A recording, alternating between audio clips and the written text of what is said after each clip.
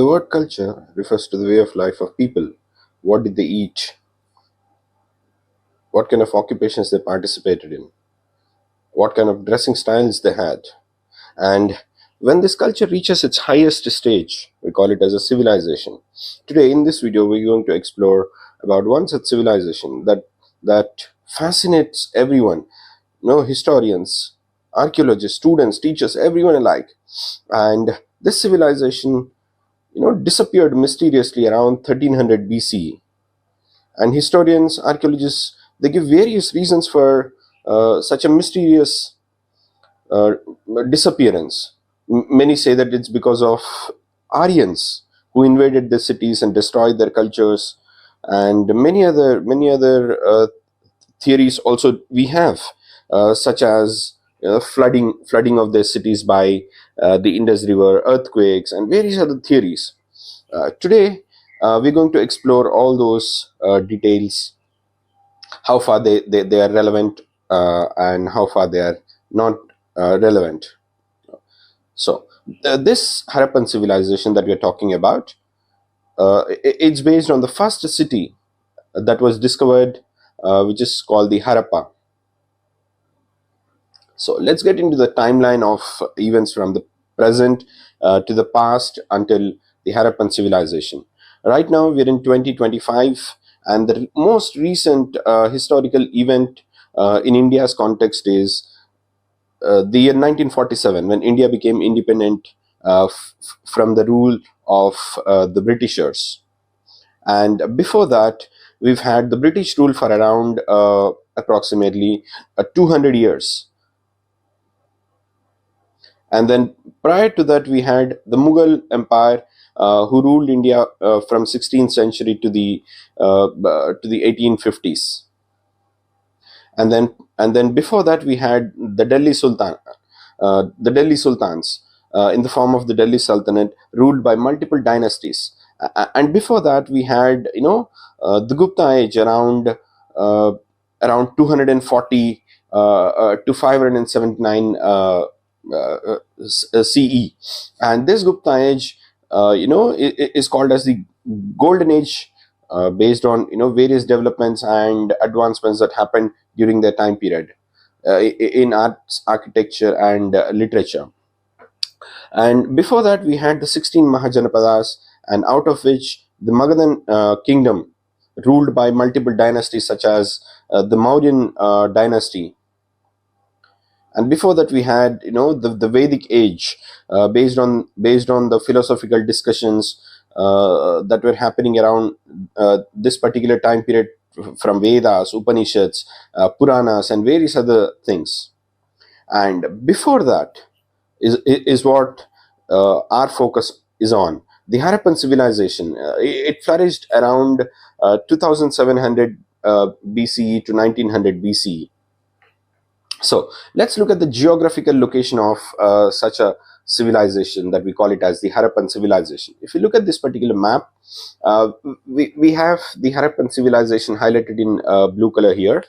And around the same time, we have uh, three other civilizations that existed, which is the Egyptian civilization, the Mesopotamian civilization, and the Chinese civilization. If you observe this particular map, there are a couple of things that would interest us. One is all these four civilizations, including the Harappan civilization, prospered around river valleys. Egyptian civilization, if you look at it, it prospered around Nile River Valley. Mesopotamian civilization, if you look at it, it prospered around Tigris and Euphrates river valleys. Chinese civilization, it prospered around Huangho River Valley. And the Harappan civilization, it flourished around Indus River Valley. This is also a reason why this Harappan civilization is also called as the Indus Valley civilization. That's one thing. The other thing is, if we observe all these three other civilizations, if we combine the geographical area, all three together would not even match the geographical extent of the Harappan civilization. That's one thing, you know is the reason why historians are so fascinated about Harappan civilization. The way it got expanded from north to south and east to west. And if you're looking at this Harappan civilization, it's centered around a city lifestyle, and most of the cities can be spotted around on this map.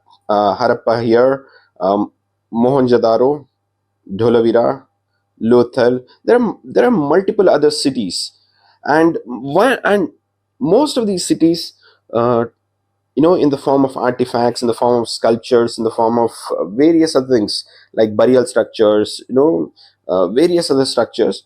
They help us understand in one way or the other about the lifestyle of these Harappan people. So, what are the sources that we have to learn about these Harappans? One, definitely the artifacts. We have pots, we have terracotta figurines, we have sculptures made out of bronze, we have sculptures made out of stone, and there are various other seals as well. Multiple seals. Talk of various things related to the lifestyle of the Harappans, which we are going to explore in detail in the later parts of this video. We also have something called the burial sites. Most of these burial sites also tell us about the lifestyle, social hierarchies, and various other things. And most of these Harappan cities, they're centered around a city lifestyle. So here is one picture to depict, the city lifestyle with their house constructions and how it looked like. It's an artist's uh, perception.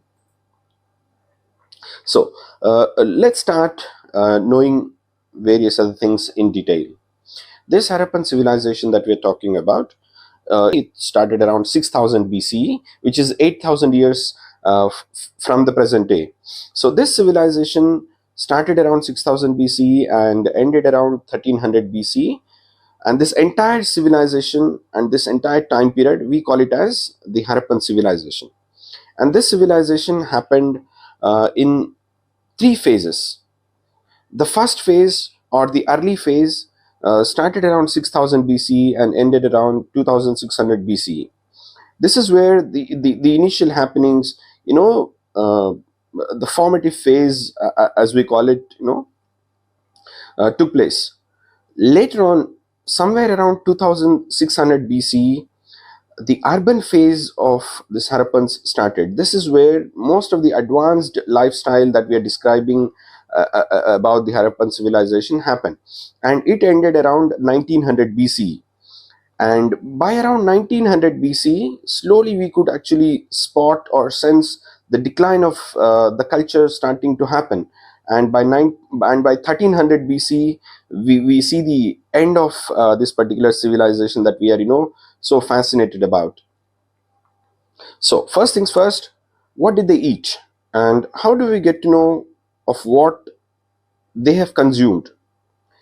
We have a lot of remains. We have a lot of seed samples, grain samples that we find in these sites, which are studied by archaeobotanists.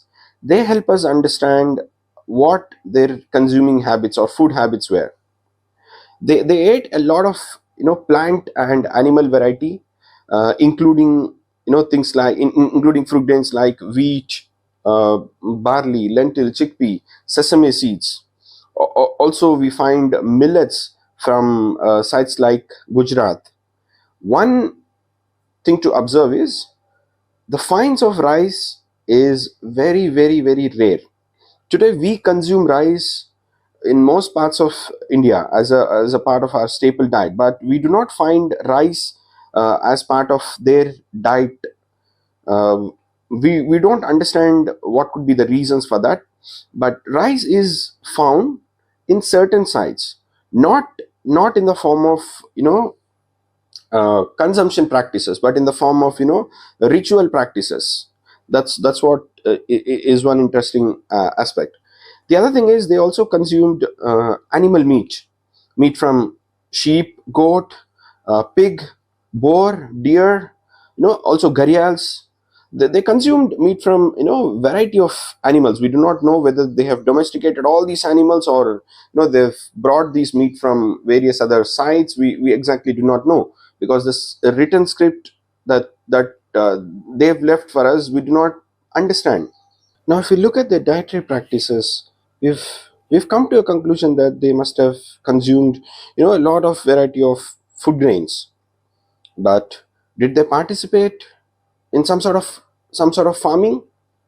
How were they able to produce food grains in such huge quantity, to be sufficient for people living in such a huge geographical area? So we do find evidences of oxen being used for plowing. We do find evidences of plow being used in sites like Cholistan and Banavali. We also find evidences of plowed field in Kalibangan. So this is one aspect. The other aspect is, if you've observed the geographical area in the map that I've shown, in the comparison of the four civilizations that existed around the time period, one thing that you must have observed is Indus Valley civilization. It flourished around the geographical area of the present day Rajasthan, or to the northwest of Rajasthan, then Punjab and the Sindh province. Like, in total, this particular area is a semi-arid region. So how were they able to practice agriculture to such a large extent without water being present? So water plays a very important role, and we do find in most of these sites some sort of irrigation being practiced. We find canals in Shortugai in Afghanistan. We find wells from where water must have been drawn for the purposes of irrigation. We do find water reservoirs in Dholavira, which is in Gujarat, which must have been used for irrigation to carry out agriculture.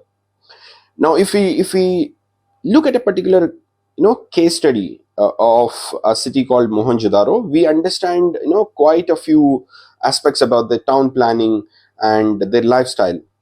From Mohenjo-daro, what we observe is the entire city called the Mohenjo-daro. It was actually segregated into two parts. One part is called the citadel, and the other part is called the lower town. And citadel as well as the lower town, both of them were constructed or were laid on an elevated platform. And citadel and lower town, both of them were being segregated using brick structures. And if we are observing certain other things from the city Mohenjo-daro, um, these cities used enormous amount of fire baked bricks. This city used a lot of platforms to elevate the constructions, all of which tell us one particular thing. Lot of labor must have been used in order to construct such a huge city. That's one particular thing. The other particular thing that we observe from the site Mohenjo-daro or the city Mohenjo-daro is that we can understand one thing for sure, that is, there must have been enormous amount of planning that was done to construct this particular city. Otherwise, this grand city must not have been possible to survive. And the signs of planning, right, are from the evidences from bricks. Most of the bricks that were used in the construction of this particular city, Mohenjo-daro, were actually in a standardized uniform ratio of 1:2:4. And all the bricks, or most of the bricks, were of 7 centimeter in height, 14 centimeter in width, and 28 centimeter in long. And the other most important aspect or striking feature of this particular city Mohenjo-daro is that they had something called the underground drainage system, which in today's time period, is some sort of a myth.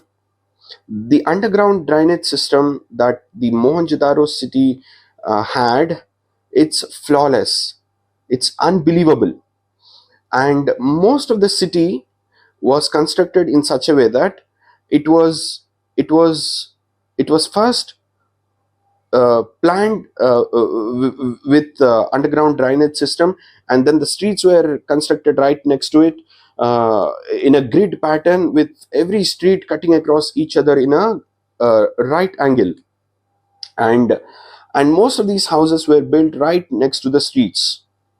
This is a cinematic image of the city that we are talking of, which is Mohenjo-daro, and this is one such view of the streets of Mohenjo-daro.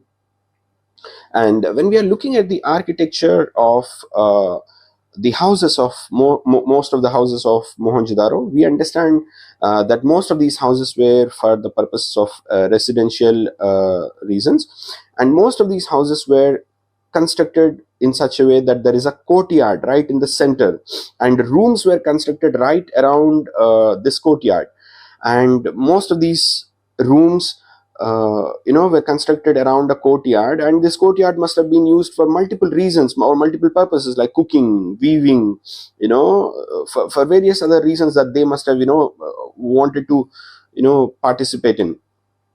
And most of these houses, in fact, literally 99% of these houses had no windows at all, and historians or archaeologists, they give a reason that this must have been for privacy purposes. But what I understand is the geography helps us in understanding one particular thing, that is, these houses were constructed, or these houses or these cities, in fact, were in such geographical desertic semi-arid region that strong gusty winds must have been blowing right throughout the day, and they must not have been very comfortable with the wind which is carrying these gusty winds which are carrying sand.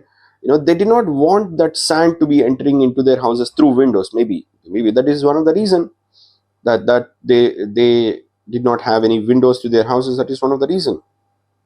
And the other interesting thing is, when you look at their houses, they had a main entrance, and right next to the main entrance they had a well. What could have been the reason for having a well? Maybe these people did not want people who are entering into their houses with dusty feet. Maybe they wanted them to wash their feet and then enter into the houses. Maybe that is the reason why they had well.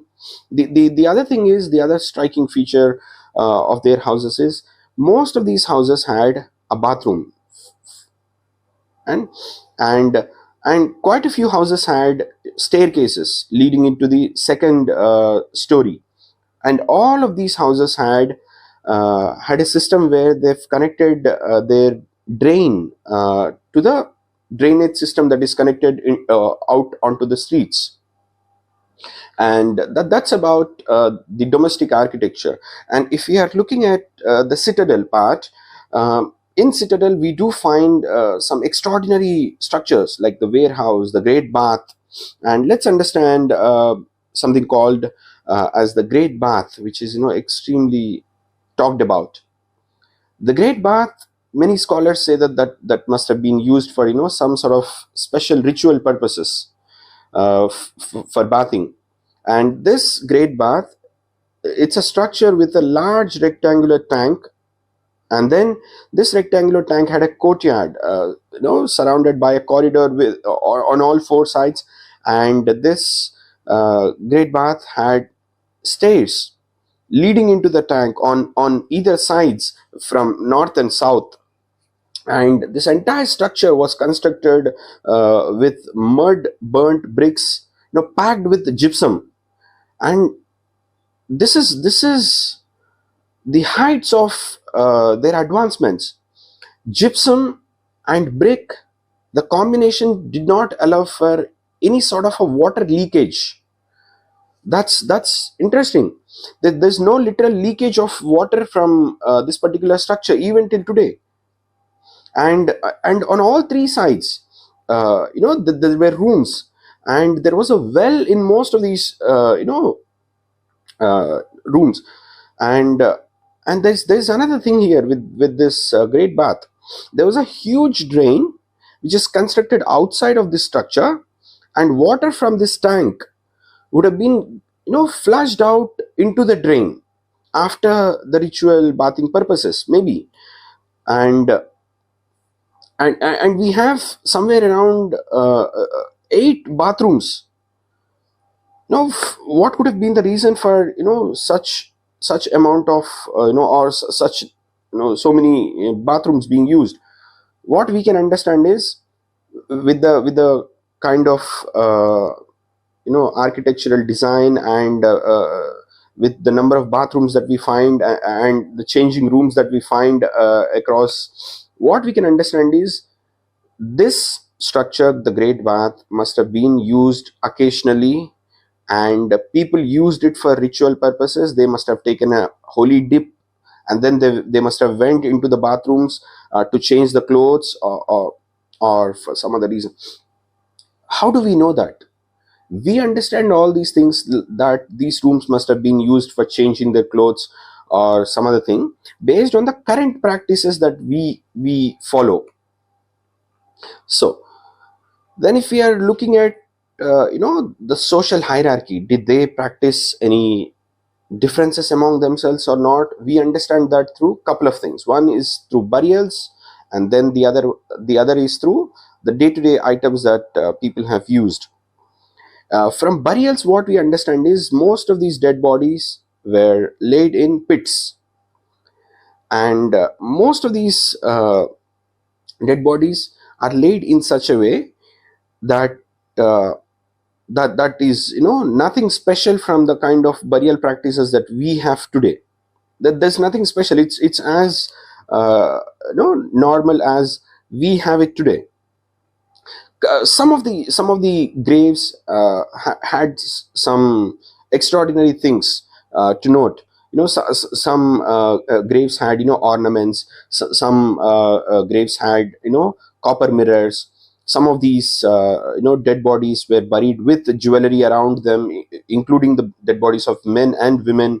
And maybe these Harappans believed that these jewelry, these pots, these copper mirrors, these beads that are found in this jewelry, what we can understand is, maybe these Harappans believed in life after death. That is the reason they've placed all these items for the usage of these people in the afterlife. That's what we come to a conclusion from. This is how their burials or burial sites looked like. It's nothing extraordinary about that, which is almost the similar to what we have today.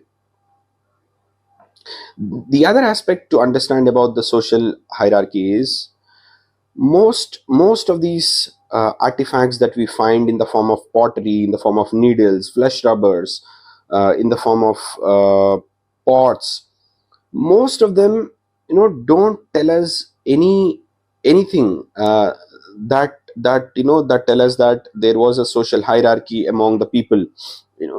We do not get any such evidence. Even from burials also, we do not find any such evidence that there was a social hierarchy that existed around that time period. If we are observing these artifacts, most of these artifacts were either classified into utilitarian or luxurious item. The utilitarian items were mostly pots, needles, body scrubbers. The luxurious items were mostly made of non-local materials, maybe from non-local materials, and rare items.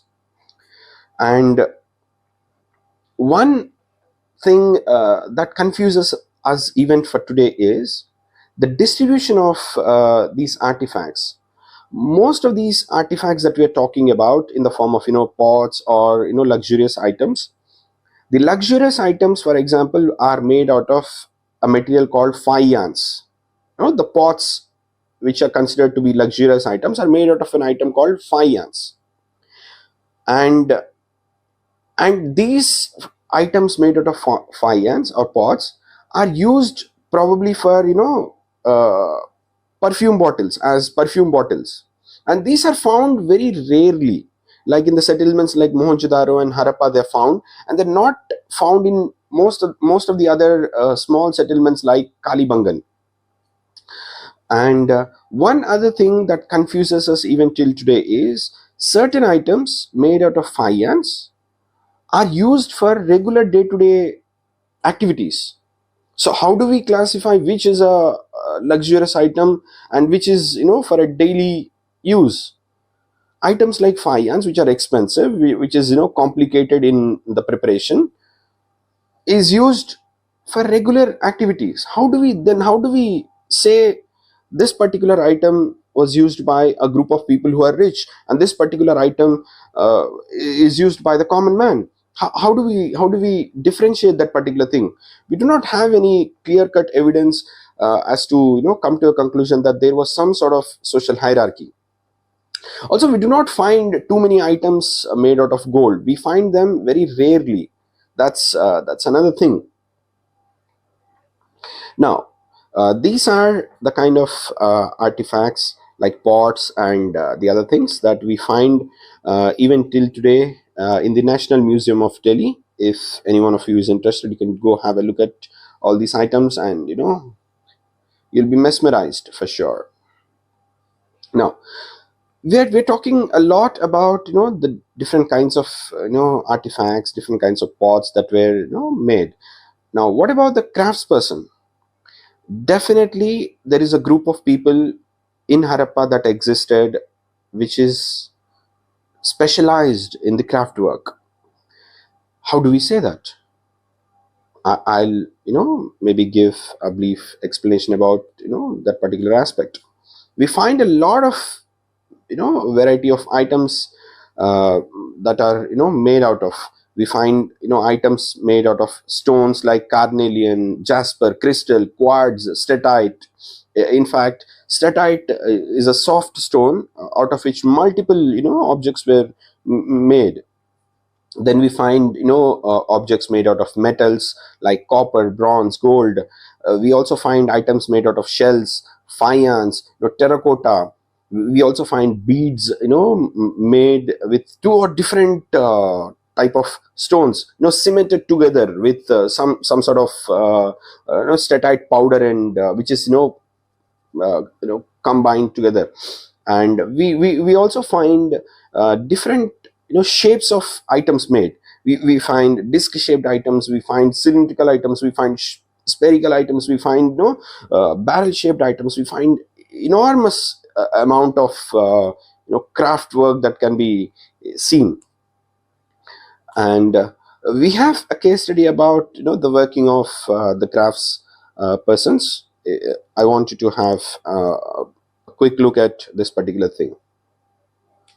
Now, coming to the sources of the items procured, most of these items were from the local regions. Like for example, I'll show you a map, and you can spot the places like Nageshwar and Balakot, from where shell was easily available, because these were located on the coastal regions where shell is abundantly available.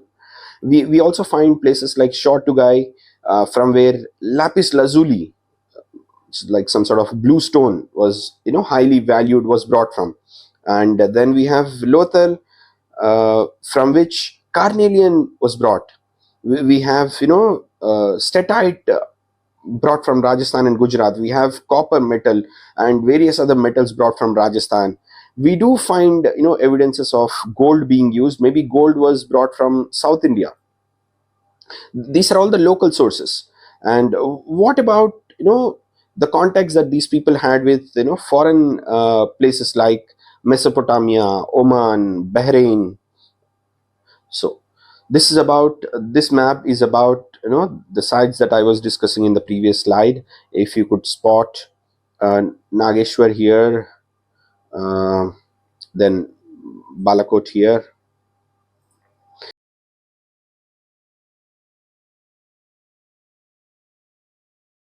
What about the foreign sources?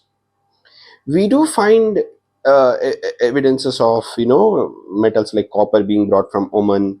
We also have Mesopotamian texts that describe places like Magan, probably the name for Oman. This map helps us understand the civilizations or the places or the cities that existed around that particular time period of the Harappans. The highlighted area called Magan is the current day Oman. Mesopotamia, if you could spot here. And we also have a Mesopotamian source or a text that says or that mentions the regions like Dilmun, which probably must have been Bahrain. The text also talks about Magan. Maybe that's the name for Oman. And the text also talks about a place called Meluha, with which it had a contact, and they were bringing products like carnelian, lapis lazuli, copper, gold, and huge varieties of wood that they were bringing from Meluha. And Meluha must have been the name for the Harappans at that point of time. And this particular text also talks about multiple things like Harappans being, or the Meluhans being seafarers, which means these people are extremely convenient or comfortable in carrying out trade through sea. uh, then if we are looking at their seals, the scripts and their weights, the first thing about seals is we find enormous amount of seals. In huge quantity, we find seals available from different places, from Harappan cities as well as cities outside of Harappan civilization. And what could be the reason these seals must have been used? Most of these seals must have been used for the purpose of transportation. A goods carried in a bag, packed with a seal. If that particular bag of goods were reaching the destination, that must have been the evidence that nobody messed up with the trade practices, or nobody must have uh, trespassed into their ship, or nobody must have opened their bag. If the seal is broken, it must have been the understanding for these people that somebody had opened their bag. That's what we can understand from. And most of these seals looked something like this. Most of these seals had some animal carved onto it, and then we have some writing in the form of signs on top of it. And if you observe most of these seals, they have some or the other animal engraving on it. And one seal that stands out of all the seals is the Pashupati seal. Whereas all the other seals have animal at the center, this Pashupati seal has a human figurine. And this human figurine is seated in a yogic position, and he's surrounded by animals like tiger, bull, rhinoceros, elephant. And this Pashupati seal has a three-headed face, and he's having some sort of horned dress. So that's one unique aspect about the seal.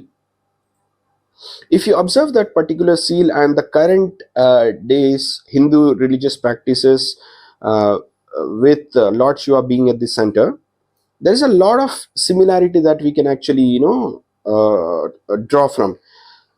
The Pashupati seal has a human figurine who's in a yogic position, and Lord Shiva is most of the times seen meditating, or in a yogic position.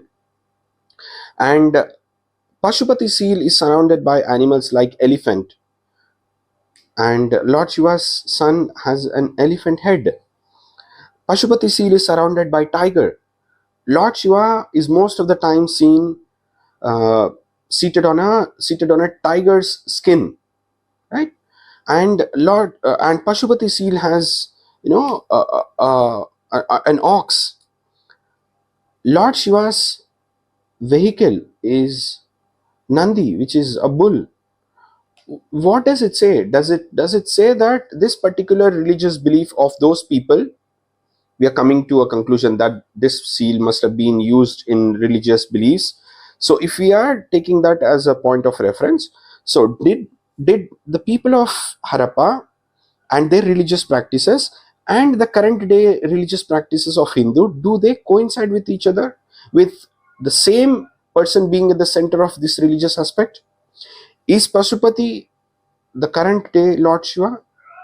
Well, probably yes, probably no. We do not exactly know that for a reason. We only needed their script to be deciphered so that we can come to a proper conclusion.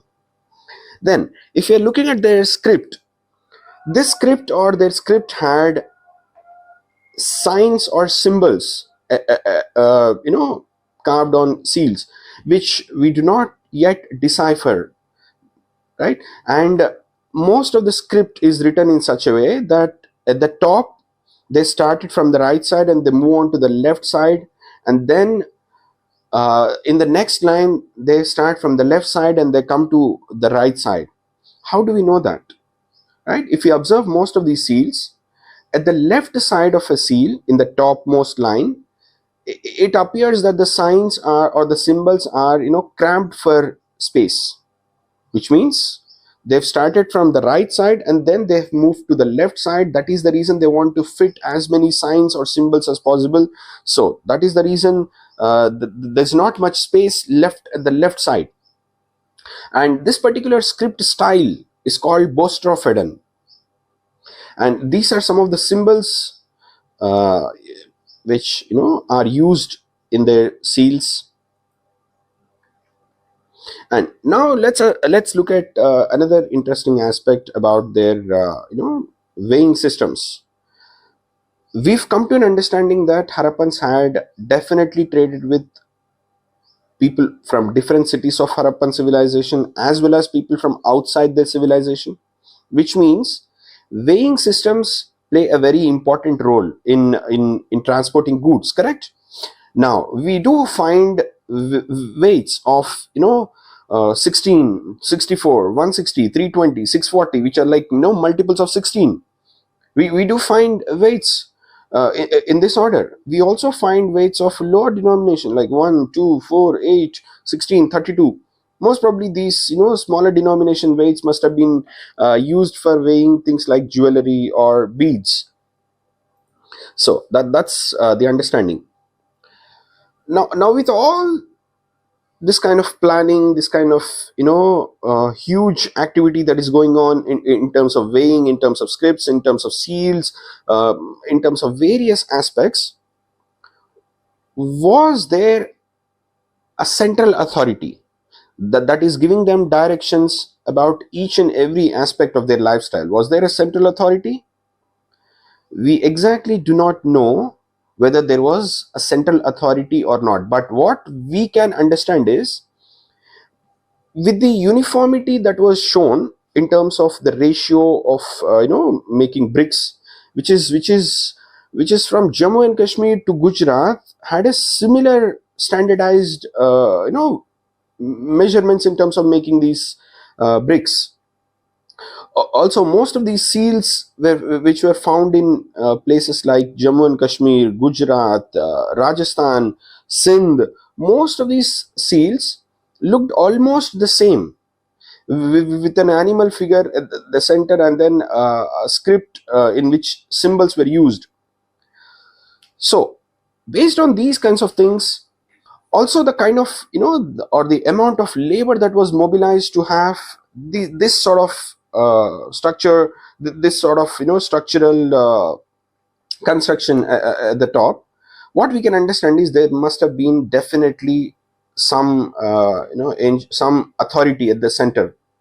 But archaeologists and historians have uh, other things to say about that particular thing. They say that uh, in each of these city, uh, there was a central authority, and they also say that there was no central authority, everybody was treated equally. They say these things. But one thing for our observation is, there is a sculpture that was found in the city of Mohenjo-daro, which is what we call it as the priest king. And priest king must have been the ancient authority that we are talking of. How do we know that? Around the same time of the Harappan civilization, in the Mesopotamian civilization and the other places, there was some sort of a priest king which was governing their cities. So, based on that particular aspect, we are coming to a conclusion about our city and our lifestyle, which was, governed by a priest king. We are drawing parallels from that civilization to our civilization. This is what is the understanding about. Then, if we are looking at Mohenjo-daro, we did find something called a huge, large building, which the archaeologists call it as a palace. They call it as a palace, but there is no such spectacular, find. There is no such spectacular item. There is no such grand things that are found in that particular building. So, coming to the interesting part about this civilization, somewhere around 1800 BCE, we do not see the continuation of this particular material culture that we were discussing about throughout. We do not find it continuing from somewhere around 1800 BC. We do not find it. We find it disappearing, right? We do not find the usage of weights. We do not find the usage of beads. We do not find the usage of seals. In fact, there is no house construction that was happening after 1800 BC. We do not find large public structures like Great Bath being used. We do not find the evidences of granaries being used. So all this comes to one particular topic, that is this the end of this particular civilization that flourished like anything?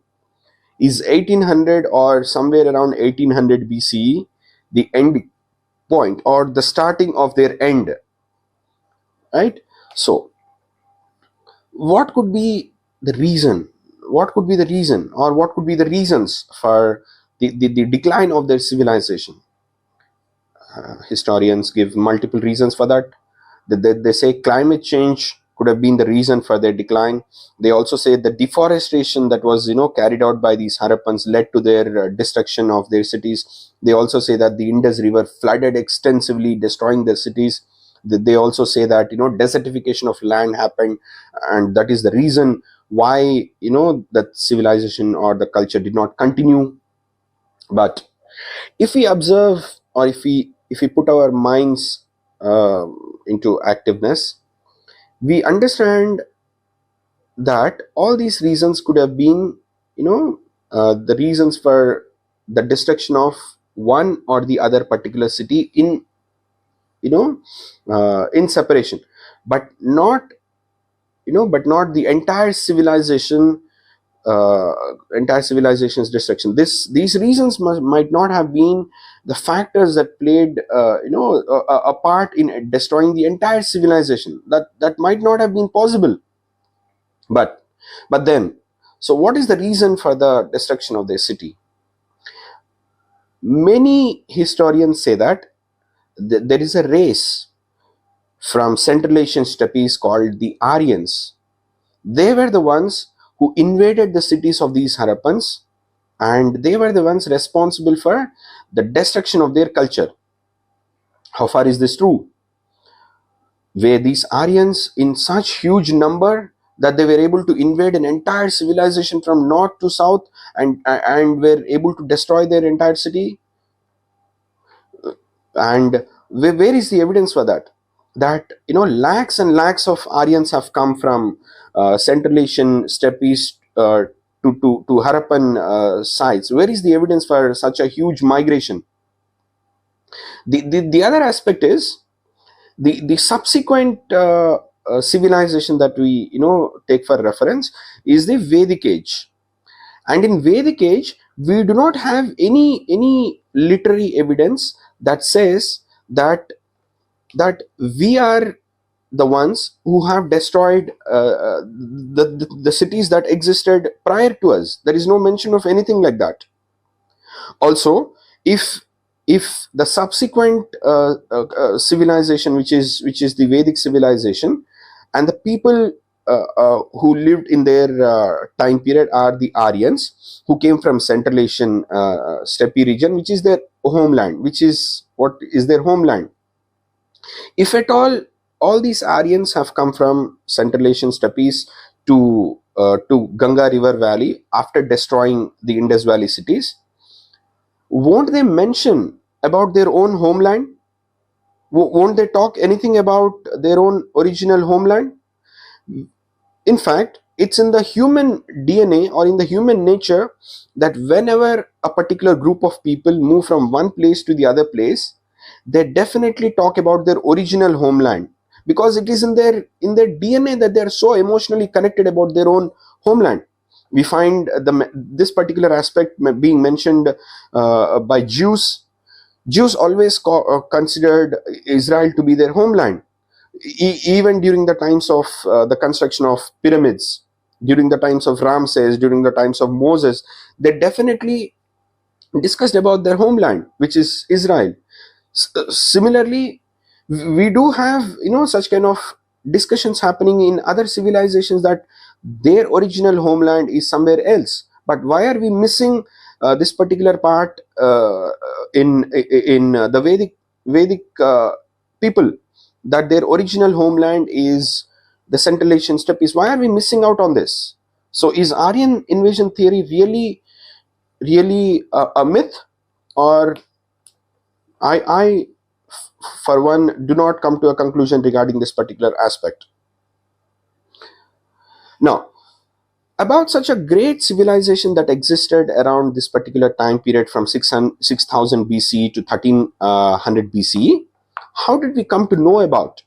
We've come to know about this particular civilization accidentally. It was all done accidentally initially. In fact, when Alexander Cunningham, who was the Director General of Archaeological Survey of India, and he was constructing the theories around the first civilization or the first cities of Indians. He was starting to write India's history from the time period of the Ganga Valley and the cities around Ganga Valley, from starting 600 BC for that matter, to 600 AD, somewhere around that time period. He was constructing all the evidences into the timeline around that particular time period. He had no understanding of a civilization that existed, thousands of years prior to that. He had no understanding about that. In fact, some of his peers, some of his other Englishmen, when they were able to extract certain items out of these particular cities, and they were able to mysteriously not understand about that particular seal or that particular sculpture, they were giving it to Alexander Cunningham, and he was not able to put this into that particular timeline which that object belonged to. He was placing them somewhere around the 6th century BC, not 2700 BCE or prior to that.